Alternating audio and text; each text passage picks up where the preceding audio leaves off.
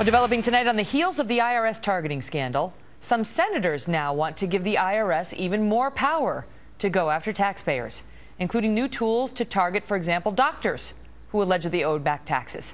A new push to check whether homeowners are being honest about mortgage deductions.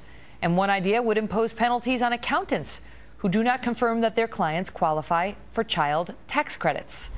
What's the problem?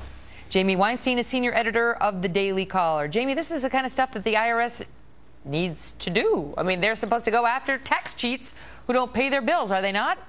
Well, in the past, Republicans supported these type of things. In fact, a few years ago, they supported a bill that went after those who were hiding their bank accounts overseas and hiding their income. But I think in the wake of the IRS scandal, where there was so much deception and political targeting, they don't trust the IRS to be fair. You mentioned all the things that they're asking the IRS to give more powers to do, but there's also, for instance, the IRS teaming up with the State Department to take away your passport if you're delinquent over a certain amount of money. And these things would, I think, easily have passed maybe a few years ago. But in the wake of the IRS scandal, where the IRS was so deceptive and targeting conservatives, I think many Republicans, certainly in the House, are wary of giving the IRS any more powers than it has. So under this proposal, if the IRS says I'm delinquent on my taxes, it can call up the State Department and say, don't let her take that trip to Italy. She can't afford it. That's right. Exactly. You might not be able to get a passport.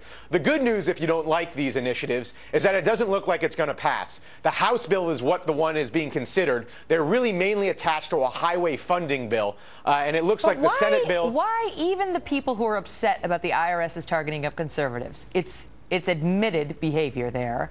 Why would they not want tax cheats to have to pay up? Most of us pay our taxes. We don't particularly enjoy it, but we do it, and we don't want people who aren't doing it to get away with it.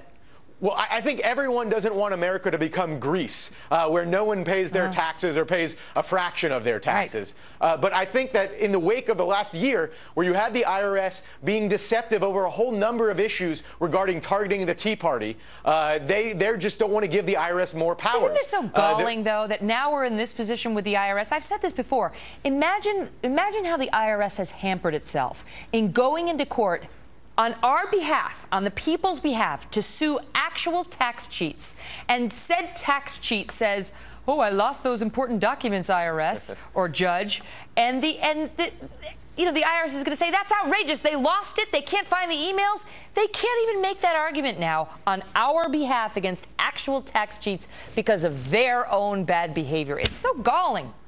Exactly. The IRS can't live up to the standard that it forces other people to live up to when it goes after them. And it's not just losing the hard drives, which is very suspicious, obviously. It's the way that they even rolled this out. Remember how they rolled this out? Lois Lerner, kind of in an off-the-cuff remark that was planted at an ABA on a Friday evening. This is not kind of full disclosure. It's very kind of dubious. And it doesn't give the American people a whole lot of credit for being smart, which they are, because they caught on to that immediately.